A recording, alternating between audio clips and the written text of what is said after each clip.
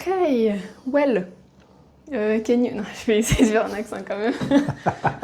Can you introduce yourself in a few... No, So let's do this. All right, let's do this.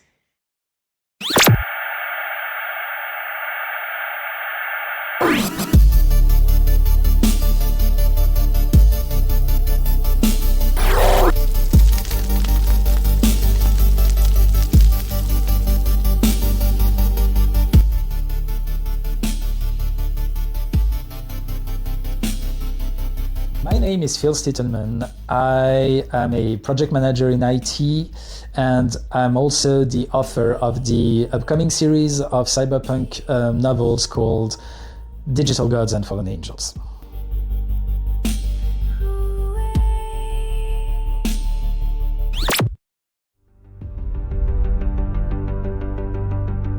My professional background, it's been a while. So I started with a master equivalent in English studies, mostly literature and translation. And I ended up somehow working in IT, cybersecurity, and artificial intelligence.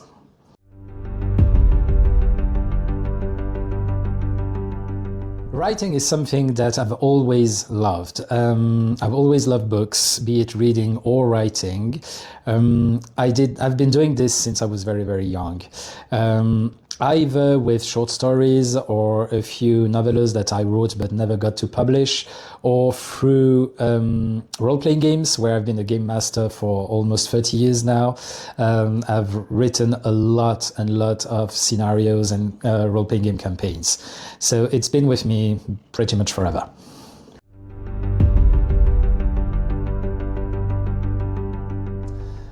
My other interests, let me think. Mostly, I would say gaming, programming, and everything that has to do with storytelling. So that would mean reading, watching movies and TV series, and getting to know storytelling techniques, mostly from a transmedia perspective.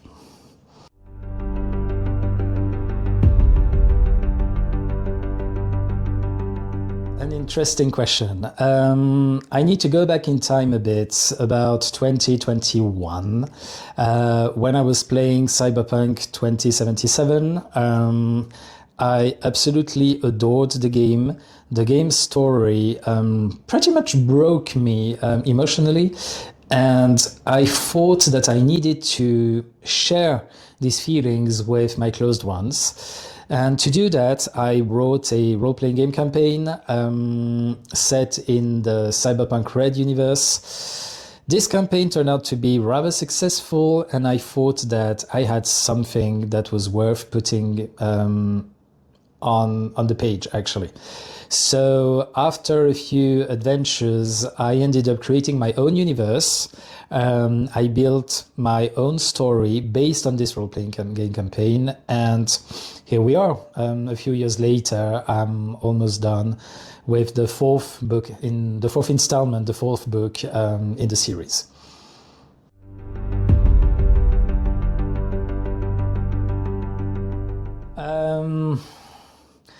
That takes me back a while.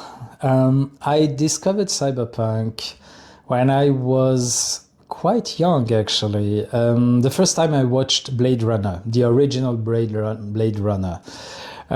Since then, I pretty much read everything I could on the genre. And by that, I mean the most famous authors such as Gibson, Sterling, Stephenson, along with the newer ones like Anna Musicat, for example, the most recent ones. And on top of that, of course, I have watched all the TV series and movies you could imagine based on this particular universe. I don't know what it is that really drew me to this. I think it's the aesthetic to start with, the neon lights, the mega cities at night, and the concept, the characters concept. I don't know. What I do know is that it's been with me for more than 30 years now, actually.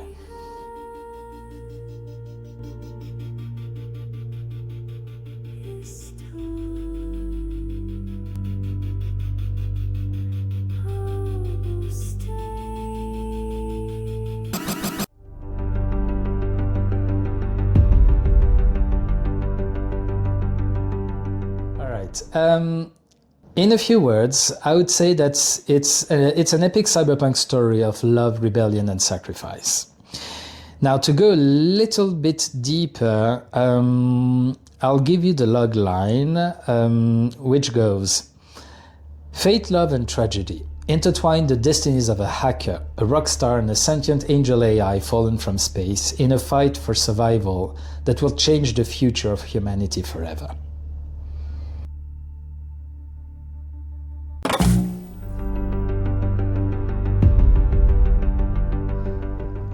I have a few main themes, mostly I would say AI and human consciousness, love and human relationships in a cold and technological world, the concept of madness and its evolution through time, and the concept of rebellion as well.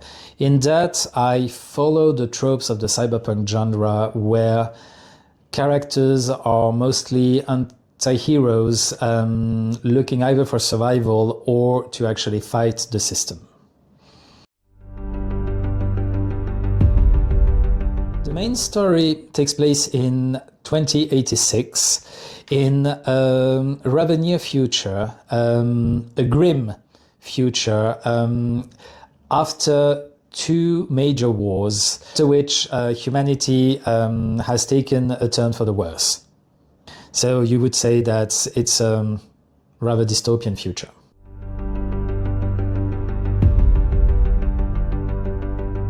That's a good one. It so happens that I've co-written a series of articles that you can find in Medium mostly, that deals with the very subject. In essence, I would say yes. The cyberpunk genre is even more relevant today than ever before, for one very simple reason. To me, we are today living in a cyberpunk world.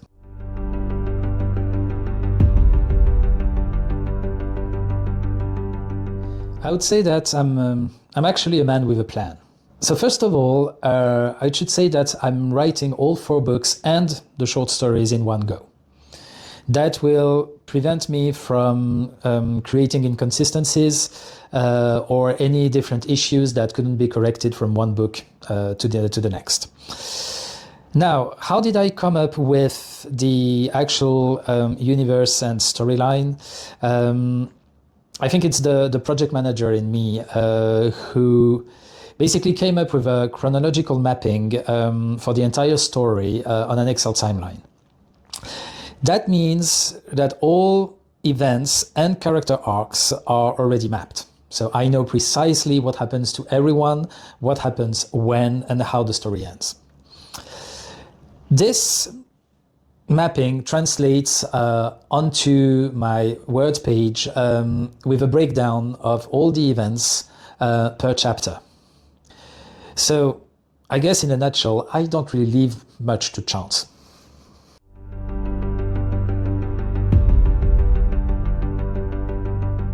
There are a lot of challenges, actually. The key word is actually ambitious. It is very ambitious. The story is long and complex.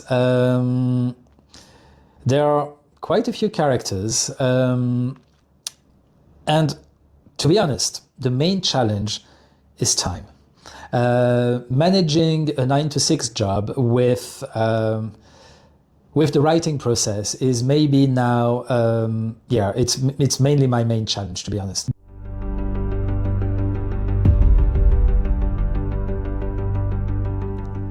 One word: preparation. Lots of preparation.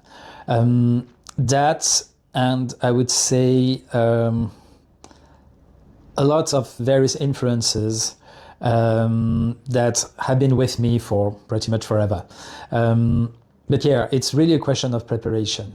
To give you an idea, I created a timeline that starts in 2023, back when I started writing the books, and that goes all the way to 2086, in which I describe all the events that take place from a societal, economical, military, technological standpoint. This basically helps to build my universe, make it make sense, and makes it so much easier to basically come up with the stories themselves. So in a nutshell, what this means is that beyond the 4 books themselves, I have an almost endless supply of short stories or maybe other novels that could come in the future, set in different periods of time, with a lot of various characters, old and new. So yeah, it's really a question of preparation, mostly.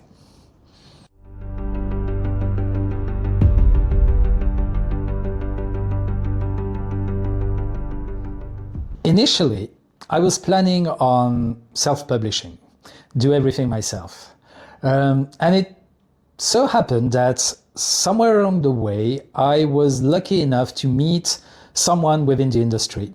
And even though it's a bit too early to announce anything officially, there is a very good chance that I will end up being traditionally published. So more on that later. But yeah, I think this is going to go that way.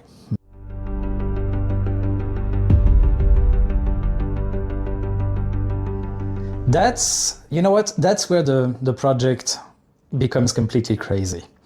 The project to start with was aiming at publishing 4 books and a few short stories.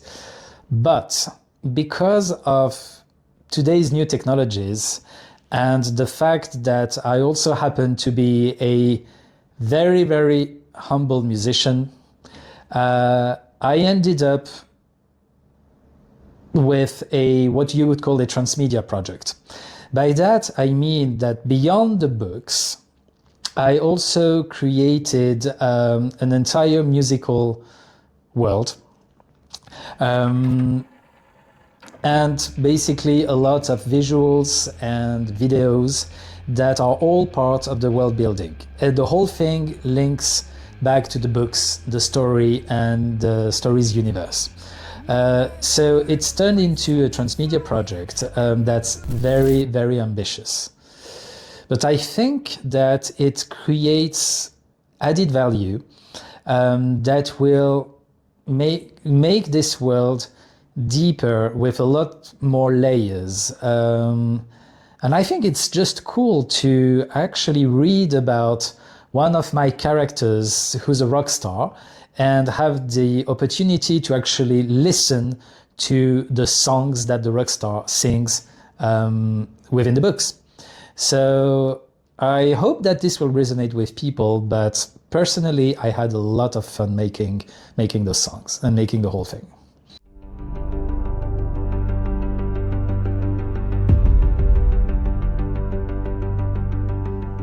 Now that's a tough one. That's really a tough question. The ground is shifting beneath our feet. By that I mean that AI is changing everything. Now, to try and answer the question, I would say that when you are a creator who's alone and with very limited budgets, AI can be an enormous help in creating a lot of support material to promote your work. It will help with marketing as well, because it will create, like I said, visual content, maybe, I don't know, music or whatever, depending on how far you want to go. Now, having said that, my philosophy regarding AI is that, yes, I will be using it to create this support material, but the ultimate goal for me is human collaboration.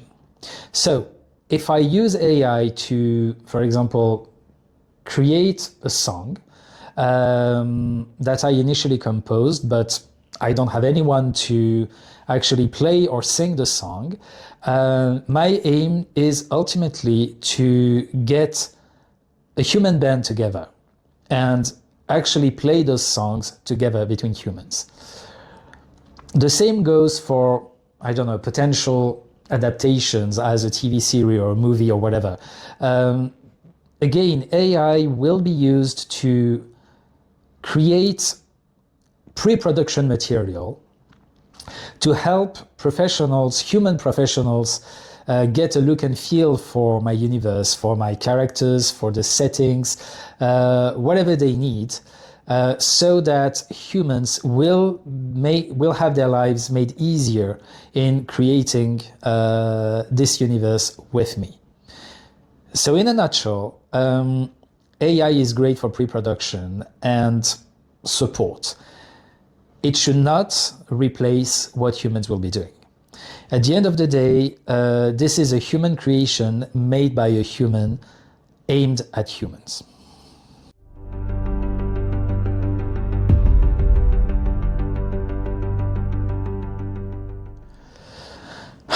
I would say that most of all, this is a work of love. By that, I mean that, you know what? I'll tell you a personal story. My wife loves it when I read her stories. And I've been doing that for almost 15 years now. And I thought, how about I actually read her my own story and not other people's stories? So that's actually what keeps me motivating after all these years, is having the opportunity to read her what I've written. Now, that takes us to the fact that I also want to share my passion for pop culture, for the cyberpunk genre with basically as many people as possible, which takes me back to what I did for this first role-playing game campaign that I created. It's really all about the sharing of what made me resonate, and I really hope that it will resonate with other people as well. Now, I would say as well that if you like love stories that are set in a dark and dangerous environment, if you're into high-tech low life, if you liked Blade Runner, Arcane, The Matrix, Cyberpunk 2077, then I think, and I really, really hope that you will enjoy my books.